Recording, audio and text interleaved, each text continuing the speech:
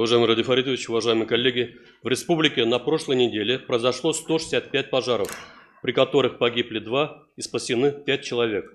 В отчетный период природные пожары не зарегистрировано. Происшествий на водных объектах республики не допущено. На прошлой неделе в систему 112 поступило 22 сообщения о потерявшихся в лесу жителях республики при сборе грибов. Организовано оперативное реагирование экстренных служб на указанное происшествие. Все потерявшиеся 42 человека найдены. Уважаемый Ради Фаритович, в дополнение сообщения Бориса Владимировича докладываю. 19 сентября в 13 муниципальных районах и 3 городских округах зарегистрированы факты повреждения шквалистым ветром кровли 36 зданий, в том числе 24 социально значимых объектов, на общей площади более 3000 квадратных метров. Общий ущерб составил 7 миллионов 395 тысяч рублей. Без учета ФАП в селе Ильтыбаново Учалинского района. У этого ФАП повреждение кровли на площади 110 квадратных метров. Разрушение потолка на площади 15 квадратных метров. Само здание находится в аварийном состоянии. Жители республики были заблаговременно оповещены об опасном метеорологическом явлении, что позволило избежать погибших и пострадавших среди населения. В целях оперативного завершения восстановительных работ по поручению Александра Геннадьевича совместно с муниципалитетами и фондом социально-целевых программ проведена работа по оказанию помощи муниципалитетам, наиболее пострадавшим от шквалистого ветра. В завершение докладываю, что сил и средств для реагирования на возможные чрезвычайные ситуации пожары достаточны. Доклад закончил.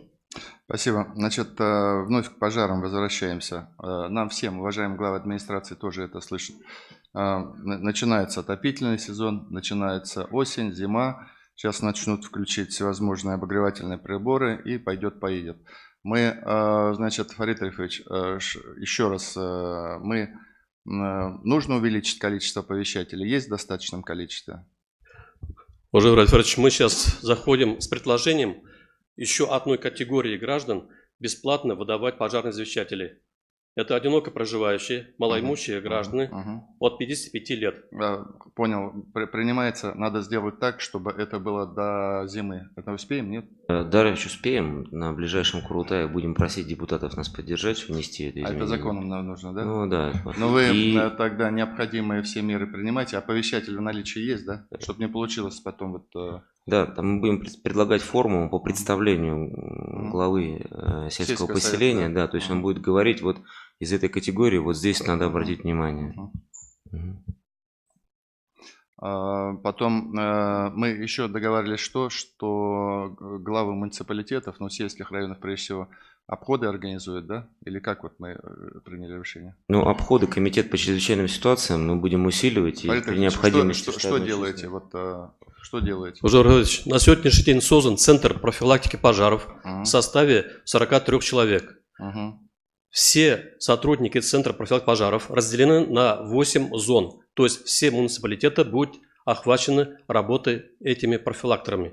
Дальше у нас образовалась экономия 8,2 миллиона рублей при предыдущих торгах по пожарным извещателям. Мы как раз эту сумму направим на новую категорию, про которую я уже говорил вам.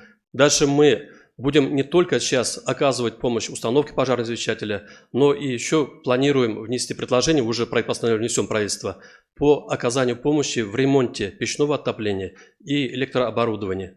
Сумма небольшая, пока 10 тысяч рублей, но это позволит наиболее грубые нарушения правил пожарной безопасности по этим причинам, которые происходят у нас, ликвидировать. 10 тысяч рублей в смысле на одну семью? Да. А в общем объеме это сколько будет? У нас это вошел указ, подписанный вами, 350 миллионов на 5 лет. На 5 лет, да? Ну, это большие деньги. Ну, да. Значит, Фарид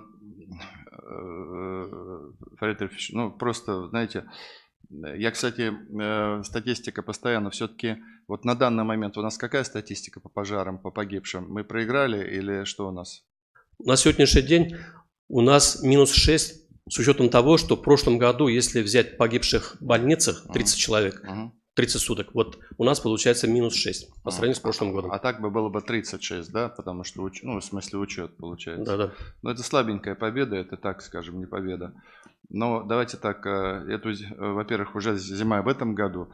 и настраивайте, чтобы мы по завершении зимнего сезона, зимне-весеннего сезона, когда подведем итоги, чтобы все-таки другие у нас были результаты. Вы предлагаете, вы же специалист, я не специалист по тушению пожаров, там и здравый смысл всегда, и главы пусть этим занимаются.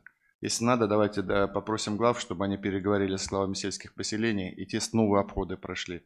Гибнет определенная категория очень часто людей, которые либо одинокие, либо малоимущие, либо пьющие. Ну, они все люди, и нам надо этим заниматься. Прошу вас, занимайтесь этим вопросом. Вот, Есть. Александр Ильич, я вам поручение давал, вы провели, на контроль сделайте, чтобы все у нас было реализовано.